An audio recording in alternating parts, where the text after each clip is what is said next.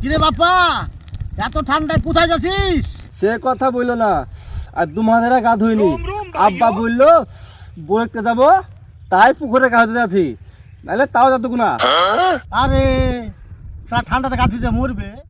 ওই যাস না রে গা ধুতে, যাস না। তাই তুই মারাবো না, আব্বা বিয়ে দেখেছে, বিয়ে করবো আর বুঝছে গা ধুতে যাইলে, গা ধুতে যাইলে বাবু না।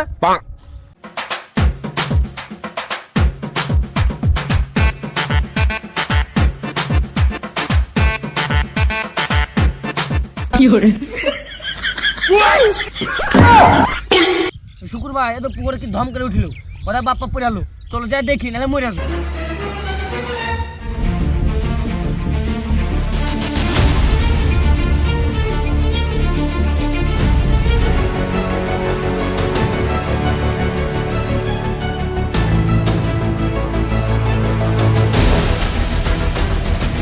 কি করে